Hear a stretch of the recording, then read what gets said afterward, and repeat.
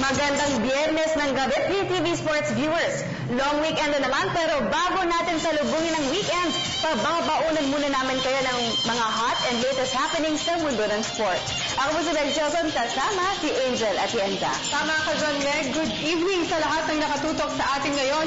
Thank God it's Friday. Pero tama ka dyan, Meg. Kaya simulan natin ang mga hot and latest sports balita sa araw na ito.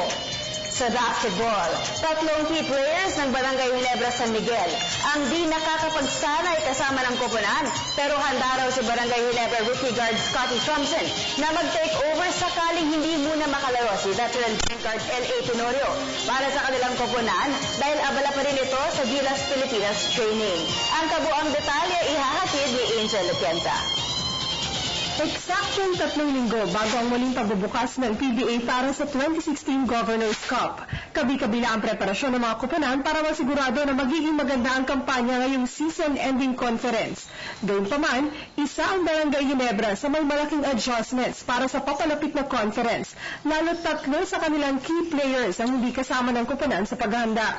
Kasama sa Gilas training pool sina Ginebra forward Japet Aguilar at point guard L.A. Tenorio, habang nagpapagaling mula sa knee injury si center Greg Slaughter. Ayon kay rookie combo guard Scotty Thompson, patuloy ang pagsasanay ng koponan kahit wala sa rotations ang 3 manlalaro. Una-una, nahirapan kasi si Greg talaga, si Japet at si L.A. talaga yung parang ng team eh. So,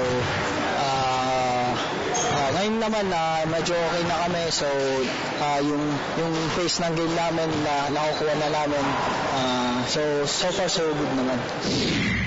Samantala, ibinahagi ni Ginebra coach Tim Cone na inatasan niya si Thompson na maging starting point guard pansamantalang kapalit ni L.A. Tenorio habang abala ito sa Gilas Pilipinas training. Handa naman ang 2015 5th overall draft pick sa bagong hamong na iatang sa kanya. If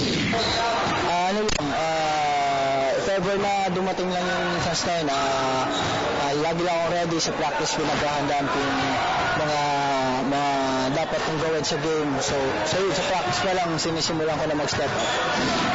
Nag-average ng 4.45 points, 2.45 assists at 2.64 rebounds sa 15.55 minutes na paglalaro sa loob ng 11 games si Thompson.